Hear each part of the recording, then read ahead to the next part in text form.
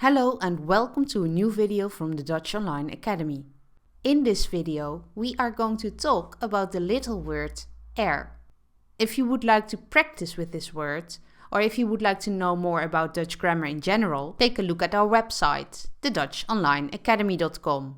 There you'll find grammar explanations in both Dutch and English, and also free grammar exercises. We also offer group courses and free podcasts including transcripts.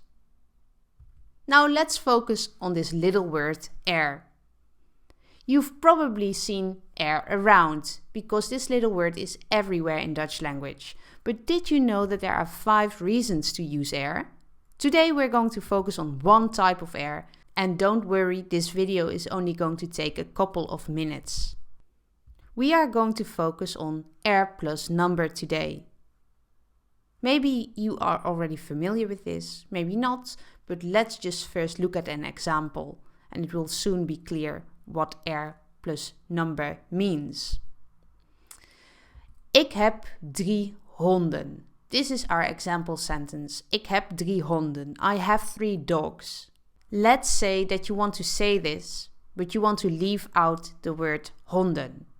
You might want to do this when the context is already clear and it's clear that you're talking about dogs. For example, when someone already has asked you, how many dogs do you have? You could answer, I have 3 dogs, or I have 3, right? So we want to leave out honden. How can we do that? This is the answer. Ik heb er 3. Ik heb er 3. So you leave out the noun, but you have to put er before the number. So this could be the answer to a question. Hoeveel honden heb jij? Ik heb er 3. Let's practice a little bit. Hoeveel fietsen heb jij? Now you could answer, for example, if you have 2. Ik heb 2 fietsen. I have 2 bikes. But you could also leave out the word fietsen because it's already there in the question. We don't have to repeat it. Ik heb er 2. I have 2. If you would not use er, it's a mistake. Hoeveel provincies heeft Nederland? So maybe you know the answer to this question. How many regions, provinces has the Netherlands? Het zijn er 12. 12 provinces. Heb je nieuwe e-mails? Let's say you don't have any new emails. What can you say? You could repeat the word email. Nee, ik heb geen e-mail. Of nee, ik heb geen e-mails. But if we don't want to repeat the word emails, this is the right version. Nee, ik heb er geen. If you're still struggling with niet and geen, take a look at our video about that. We have an explanation video about that as well. Or take a look at our website. There you'll also find free exercises about this topic. But as you can see, geen also counts as a number, because we're not so much talking about numbers, but about words of quantity, count words. So words like 5, that's a quantity, of course. 100 as well.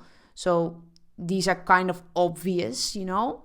But also words like weinig, little, or veel, a lot, count as quantity words.